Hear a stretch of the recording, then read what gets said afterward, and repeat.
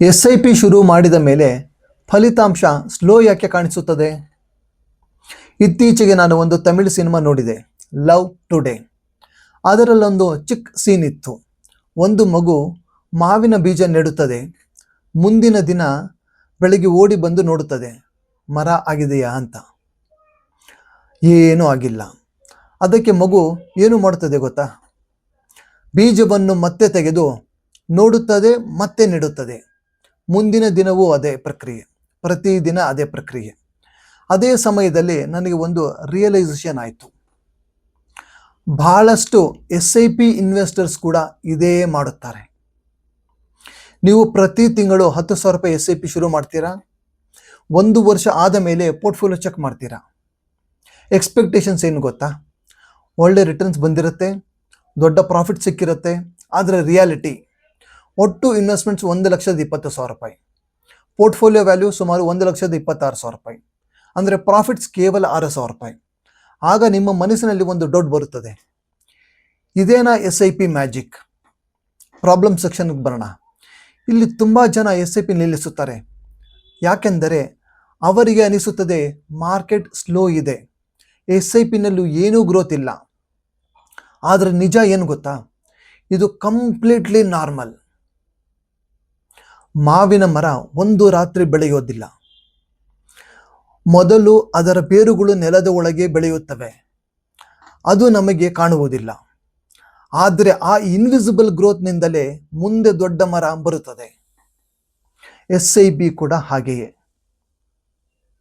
ಒಂದು SIP average 12% returns ಕೊಟ್ಟರೆ, ಮೊದಲು ವರ್ಷ ಕೊನೆಯಲ್ಲಿ ಪ್ರಾಫಿಟ್ಸ್ ಕೇವಲ ಪೋರ್ಟ್ಫೋಲಿಯೋದ 6% ಇರಬಹುದು.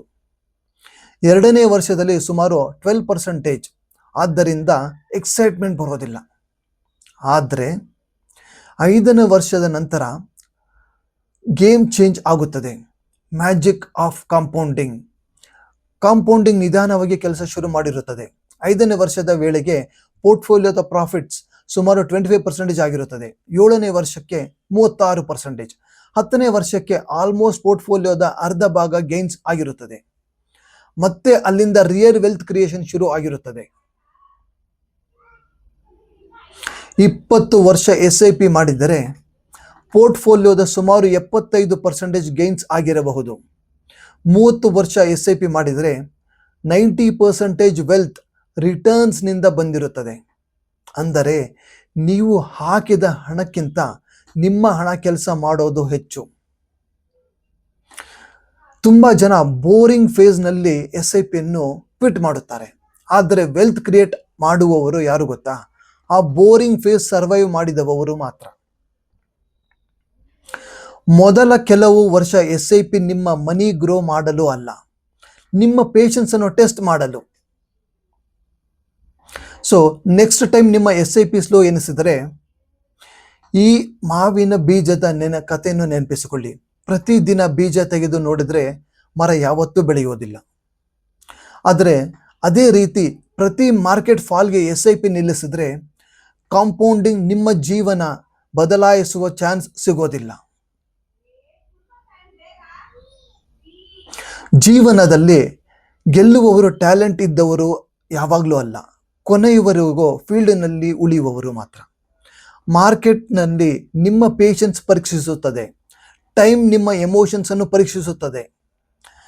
ಆದರೆ ಒಂದು ದಿನ ಇವತ್ತಿನ ಚಿಕ್ಕದಾಗಿ ಕಾಣಿಸುತ್ತಿರುವ SIP ನಿಮ್ಮ ಕುಟುಂಬದ ಫ್ಯೂಚರ್ಗೆ ದೊಡ್ಡ ಸ್ಟ್ರೆಂತ್ ಆಗುತ್ತದೆ. ಸೊ ಕ್ವಿಕ್ ಮನಿ ಬೇಡ, ಲಾಸ್ಟಿಂಗ್ ವೆಲ್ತ್ ಕಟ್ಟಿಕೊಳ್ಳಿ. ಇವತ್ತಿನ SIP ನಾಳೆಯ ಫೈನಾನ್ಷಿಯಲ್ ಫ್ರೀಡಮ್ ಕೊಡಬಹುದು. Disclaimer: mutual fund investments are subject to market risk.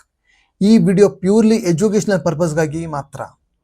Investment ಮಾಡುವ ಮೊದಲು ಫೈನಾನ್ಷಿಯಲ್ ಅಡ್ವೈಸರ್ನ ಸಲಹೆಯನ್ನು ಪಡೆಯಿರಿ. ಧನ್ಯವಾದಗಳು.